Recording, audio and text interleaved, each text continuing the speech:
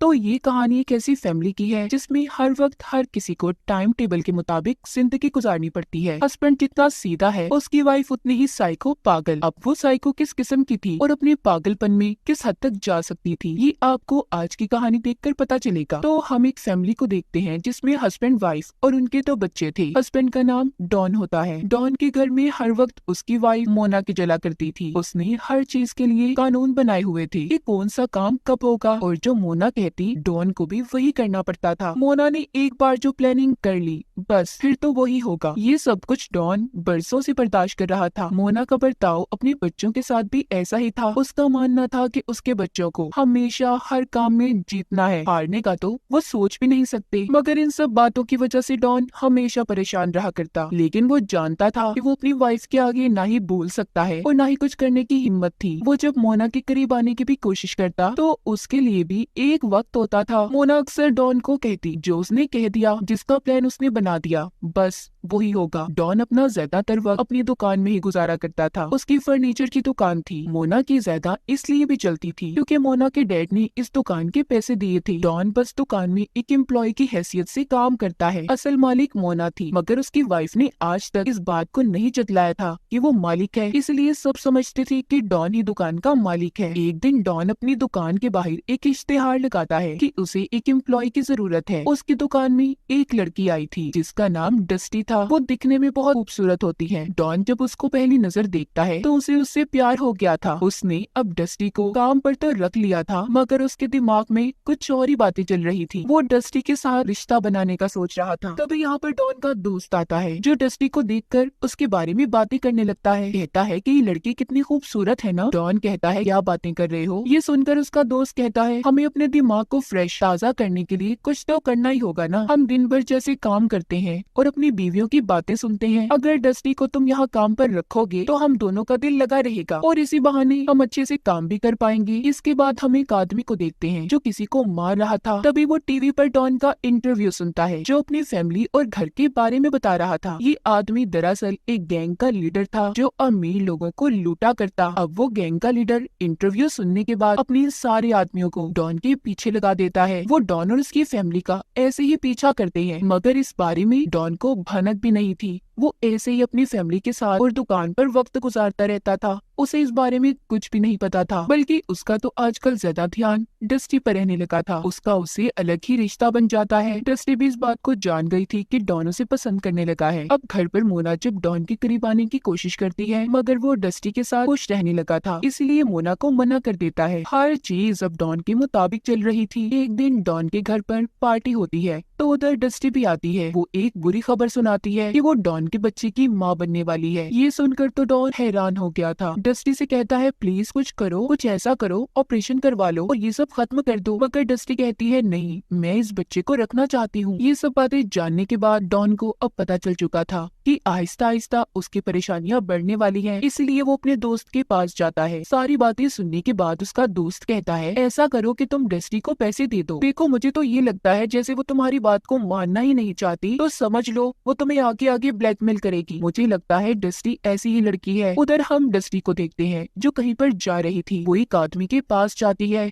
ये वही आदमी था जो अभी कुछ देर पहले किसी को मार रहा था और जिसने डॉन का इंटरव्यू सुनकर उसका पीछा भी किया था। तो यहाँ पर हमें पता चलता है कि डस्टी भी इसी गैंग का हिस्सा थी। गैंग का लीडर हमेशा एक अमीर आदमी को टारगेट करता, जिसके बाद उसके पास डस्टी को भेज देता था। फिर ये सब मिलकर उस आदमी को बेवकूफ बनाकर लूटा करते। मगर इस बार मामला थोड़ा अलग था। डस्टी भी डॉन को पसंद करने लगी थी। अगले दिन डस्टी जब ऑफिस में जाती है तो डॉन उसे $13,000 देता है और कहता है कि देखो मैं बाल बच्चों वाला आदमी हूँ और पीछा छोड़ दो मेरा। ये सुनकर डस्टी रोने लगी थी। कहती है कि तुम मुझे क्या समझते हो, मैं कोई भिखारी हूँ या कोई ऐसी वैसी लड़की जो तुम मुझे पैसों का लालच दे रही हो। मैं तो तुम्हारे साथ रहना चाहती थी, लेकिन अगर तुम ये सब चाहते हो तो ठीक है, मैं चली जाती हूँ। वो पैसों को लेकर चली जाती है। अब जब वो गैंग के लीडर के पास आती है तो उसे वो पैसे देती है, जिसे देखकर वो गुस्से हो गया था और कहता है कि तुम इतने थोड़े पैसे क्यों लाई हो। वो उसे डांट कर कहता है कि जल्दी तुम्हें उस आदमी से $25,000 लेने होंगे। इसीलिए अब डस्टी दोबारा डॉन को कॉल करती है और फिर उससे और पैसे मांगती है। ये सुनने के बाद अब डॉन की मुश्किल मुश्किलात दिन ब दिन बढ़ने लगी थी क्योंकि डॉन के पास इतने पैसे नहीं थे। इसीलिए अब वो ये सोचता है कि उसे सारी बातें अपनी वाइफ मोना को बता देनी चाहिए, मगर उसे डर भी लग रहा था क्योंकि वो नहीं जानता था कि मोना क्या करेगी। फिर भी वो अपनी वाइफ को सारी बात बता देता है। पहले तो वो ये सब सुनकर बड़ी पुरसुकून नजर आ रही थी और एक एल्बम लेकर बेड के ऊपर बैठ जाती है। उसे देखकर ऐसा लग रहा था कि जैसे उसे किसी बात से कोई फर्क ही ना पड़ा हो। इसीलिए डॉन को अब मोना से डर लग रहा था। खैर वो बोल पड़ती है और डॉन से पूछती है, क्या अब भी तुम उस लड़के से प्यार करते हो? डॉन कहता है, नहीं बिल्कुल नहीं, मैं सिर्फ तुमसे प्यार करता हूँ, बस तुम्हारे और अपने बच्चों के साथ रहना चाहता हूँ। मोना अपना असली रूप दिखाती है। वो डॉन को बहुत बातें सुनाती है। उसे कहती है, ये बात कभी मत भूलना, आज तुम जो कुछ भी हो बस मेरी वजह से हो, वरना उसके पास ना ही ये आलीशान घर होता और ना पैसे। मोना कहती है, ठीक है, मेरे पास एक आइडिया है, तुम उस लड़की को कॉल करो और पूछो उसे क्या चाहिए। अब जब डॉन उसे कॉल करता है, डस्टी से पूछता है कि तुम्हें अब और क्या चाहिए। वो कहती है, मुझे और $20,000 चाहिए। ये सुनकर डॉन ने कॉल को बंद कर दिया था। मोना ये सुनकर डॉन से कहती है, देखो ये लड़की तुम्हारा पीछा कभी नहीं छोड़ेगी, इसलिए तुम्हारे पास दो रास्ते हैं, या तो इसे मार दो, अगर ऐसा कुछ नहीं कर सकते तो मुझे डाइवोर्स दे दो, जिसके बाद तुम्हारे पास कुछ भी नहीं रहेगा, ना ही शानो शौकत और ना कभी बच्चों से मिल पाओगे। ये बातें सुनकर डॉन सोच में पड़ गया था क्योंकि वो किसी को भी मारना नहीं चाहता था। मोना उसे इस तरह अब परेशान करती रहती है कि वो क्या करेगा। एक दिन वो उसके ऑफिस जाकर उसे एक दवा देती है, कहती है, ये लो, ये तुम डस्टी को पिला देना, क्योंकि वो जानती थी कि आज रात वो डॉन से पैसे लेने आने वाली है। मगर डॉन को इस बात से अब डर लग रहा था। खैर फिर भी वो दवा लेकर डस्टी से मिलने चला जाता है। वो उसे अब एक ड्रिंक में शामिल कर वो दवा पिला देता है। डस्टी जैसे ही ड्रिंक को पीती है उसे चक्कर आने लगे थे और बेहोश हो जाती है। तभी उधर मोना भी आ जाती है, कहती है, डॉन इसे उठाओ और अपने घर लेकर चलो। डॉन भी मोना की बात को मान रहा था और उसे लेकर घर आ जाता है, मगर वो अभी भी होश में थी। डॉन को बहुत डर लग रहा था, मगर वो इस बात से ज्यादा डरा हुआ था कि उसकी वाइफ डस्टी के साथ क्या करने वाली थी। खैर अब मोना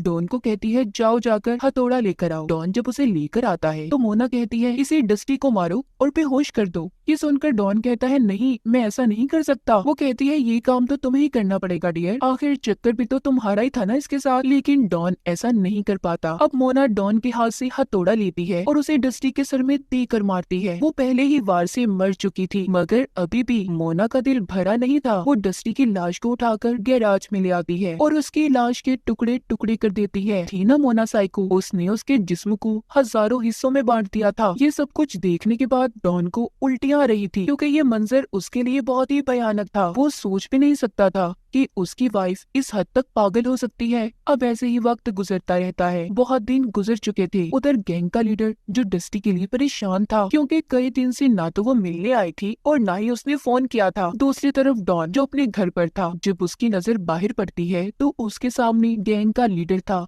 जो उसके बेटे से बात कर रहा था। डॉन भागकर बाहर जाता है, लेकिन तब तक वो गैंग का लीडर जा चुका था। लेकिन वो डॉन के बेटे के हाथ में एक नोट पकड़ा कर जाता है जिसमें लिखा था कि वो उससे मिलना चाहता है और उसे डस्टी के बारे में बात करनी है। ये सब जानने के बाद डॉन भी डर चुका था, मगर वो जानता था कि उसे लाजमी गैंग के लीडर से मिलना ही होगा। वो ऐसे ही उसका पीछा नहीं छोड़ेगा। इसीलिए अब वो रात को क्लब में गैंग के लीडर से मिलने जाता है जो उससे अब डस्टी के बारे में पूछता है। डॉन यहाँ पर झूठ बोलता है, कहता है कि उस दिन रात को वो मुझसे पैसे लेने आई थी, मैंने उसे पैसे दे दिए थे, जिसके बाद मैं नहीं जानता कि वो कहाँ पर गई। ये सुनकर गैंग का लीडर और उसके आदमी डस्टी के बारे में बुरा भला बोलने लगते हैं। कहते हैं कि कितनी चालाक लड़की थी, जैसे ही उसे पैसे मिले उसने तो अपना असली रूप दिखा दिया। गैंग का लीडर अब डॉन से कहता है कि डस्टी तो पैसे लेकर भाग गई, अब तुम्हें हमें पैसे देने होंगे। ये सभी बातें सुनकर डॉन अब अपनी वाइफ को जाकर बताता है, जो सुनकर कहती है, मैंने कहा था ना ये लोग लातों के भूत हैं, ऐसी बातों से नहीं मानने वाले। तुम देखते जाओ मैं क्या करने वाली हूँ। मुझे पता है डस्टी की लाश कहाँ पर है। मैं अब क्या करूँगी, गैंग के घर जाकर डस्टी की लाश को रख दूंगी। इस तरह वो उसके कत्ल के इल्जाम में फंस जाएगा और हम सबको इससे निजात मिल जाएगी। अब ये दोनों ऐसा ही करते हैं। मोना उस गैंग के घर जाकर डस्टी की लाश के टुकड़ों को फ्रिज में भर देती है। लेकिन जब मोना ऐसा कर रही थी तो तभी इधर गैंग के लीडर का एक साथी आ जाता है और वो भी एक लड़की के साथ। लेकिन तभी गैंग के लीडर के साथी को शक होने लगा था कि यहाँ पर कोई है। अब मोना को भी ये बात पता चल गई थी कि अगर उसे उसके बारे में पता चल गया तो वो उसे पकड़ लेगा, इसलिए पहले ही वो उनके किचन से चाकू को उठाकर लाती है और पीछे से लीडर की साथी पर हमला कर देती है, जिसके बाद वो वहाँ से चली गई थी। लेकिन लीडर का साथी अभी भी जिंदा था और अपने लीडर को कॉल कर देता है कि यहाँ पर सब क्या हुआ। दूसरी तरफ मोना बाहर निकलकर पुलिस को भी सब बता देती है कि गैंग के लीडर के घर में कुछ चल रहा है। अब पुलिस भी वहाँ से निकल गई थी। तभी कुछ देर के बाद गैंग का लीडर अपने घर आ जाता है। वहाँ पर उसे अपने साथी की लाश मिलती है जिसको मोना मार कर गई थी, इसीलिए वो बहुत ज्यादा परेशान हो गया था। अब जैसे ही वो पानी पीने फ्रिज को खोलता है तो उसमें से उसे डस्टी की भी लाश मिलती है जो काट कर टुकड़ों में रखी गई थी। गैंग के लीडर को समझ नहीं आता कि वो करे तो क्या करे। तभी उसके घर के बाहर पुलिस भी आ जाती है जो उन्हें बाहर आने का कह रही थी। गैंग के लीडर का एक और साथी बाहर नहीं जाना चाहता था, इसीलिए वो फायरिंग करने लगता है क्योंकि वो जानता था कि अगर वो बाहर गया तो पुलिस उसे पकड़ लेगी। तभी पुलिस वाले उसे एक गोली मार देते हैं। अब गैंग का लीडर एक छोटी रास्ते से छुपता छुपाता घर से बाहर निकल जाता है। अब हम डॉन को देखते हैं जो इन सब बातों से परेशान था। एक दिन अपनी वाइफ मोना से पूछता है कि तुमने ये सब आखिर कैसे कर लिया, इतनी आसानी से तुमने डस्टी के टुकड़े कर दिए, ये सब काम करते हुए तुम्हारा दिल नहीं कांपा। ये सब सुनकर मोना अजीब बर्ताव करने लगती है और पागलों की तरह कहती है मैं ठीक हूँ, आइंदा तुम मुझसे इस किस्म का सवाल कभी मत करना, और अब अगर तुमने मुझसे ये सवाल पूछा तो मैं तुम्हारी भी ये हालत करूंगी जो मैंने डस्टी की थी। अब डॉन को समझ आ गया था कि वो चाहकर भी मोना को नहीं छोड़ सकता। उसे अपनी सारी जिंदगी अपनी इस साइको बीवी के साथ गुजारनी थी। अगर इसने इसे छोड़ा तो ये भी मारा जाएगा। अगले दिन डॉन के घर में पुलिस आती है जो बताती है कि हमने डस्टी के कातिलों को पकड़ लिया है, मगर उनमें से गैंग का लीडर अभी भी गायब है। वो तुम्हारी एम्प्लॉय थी ना, और हमने सुना है रात को भी वो तुम्हारी दुकान पर आया करती थी। ये सुनकर डॉन घबरा जाता है। पुलिस ऑफिसर से कहता है कि हाँ, उसके साथ मेरा अफेयर चक्कर था, प्लीज इस बारे में मेरी वाइफ को कुछ मत बताइएगा। तभी वहाँ पर मोना जाती है जो पड़ोसियों के डॉग को पकड़ कर ला रही थी क्योंकि वो उसके घर के अंदर चला गया था। मोना उस डॉग को उसके मालिक को वापस करते हुए कहती है कि आइंदा अगर ये हमारे घर पर आया ना तो मैं इसके टुकड़े टुकड़े कर दूंगी। ये सुनकर सभी हंसने लगे थे। एक दिन डॉन के बेटे की पार्टी थी, सभी बहुत मजे कर रहे थे। जब अंदर जाकर डॉन फ्रिज को देखता है तो उसे पता चलता है कि उसके अंदर तो उसके पड़ोसी के डॉग की लाश पड़ी है जिसको मोना ने मार दिया था। मतलब वो उस दिन झूठ नहीं कह रही थी, उसने सच में डॉग के टुकड़े कर दिए थे। ये देखकर डॉन बहुत परेशान हो जाता है। बाहर पार्टी में एक गेम चल रही थी मगर मोना का बेटा बार बार हार रहा होता है। अब जिस बच्चे से वो हार रहा था मोना उसके मॉम डैड की बहुत बेइज्जती करती है। ये सब खड़ा डॉन भी देख रहा था। अब उसकी बेटी अपने भाई से गेम की स्टिक लेती है और वही करती है जैसा मोना चाहती थी, यानी कि उसकी मॉम। ये देखकर डॉन सोचता है कि मोना तो ऐसे उसकी बेटी को भी अपने जैसा बना देगी और कहीं उसकी मासूम बेटी को भी पागल ना कर दे। डॉन अब प्लान बनाता है। उसे अब मोना के साथ नहीं रहना था। वो घर के अंदर जाकर बिजली की सारी तारें निकाल देता है ताकि जैसे ही कोई लाइट जलाए एक शॉर्ट सर्किट हो, और फिर गैस के सिलेंडर को भी खोल देता है ताकि लाइट जलाकर आग लगे और गैस फैलने की वजह से बड़ा सा धमाका हो। अब वो बाहर आ जाता है और मोना को बुलाकर कहता है कि डियर, क्या तुम मेरे खाने के लिए फ्रिज से कुछ ला सकती हो। इसलिए मोना जब अंदर जाती है तो डॉन बाहर आ जाता है क्योंकि वो जानता था कि अब ब्लास्ट होने वाला है। अंदर मोना जैसे ही लाइट के बटन को दबाती है एक बहुत बड़ा ब्लास्ट होता है जिसमें मोना की मौत हो गई थी, बिल्कुल वैसी जैसे डॉन ने सोची थी। इसी तरह वक्त गुजर जाता है। हम डॉन को देखते हैं जो अपने दोनों बच्चों के साथ एक आलीशान महल में हंसी खुशी जिंदगी गुजार रहा था। अब वो पहले से ज्यादा अमीर हो गया था। उसे अपनी वाइफ के मरने के बाद इंश्योरेंस के पैसे भी मिले थे। सभी बहुत खुश थे क्योंकि इन्हें अब किसी टाइम टेबल के मुताबिक नहीं चलना पड़ता। डॉन ने अपने साथ साथ बच्चों की जिंदगी को भी आजाद कर दिया था। अब जब ये अपने बच्चों को लेकर गाड़ी में जा रहा था तभी हम यहाँ पर गैंग के लीडर को देखते हैं जो उसका पीछा करता है। वो अपनी बाइक पर था। वो सब जान चुका था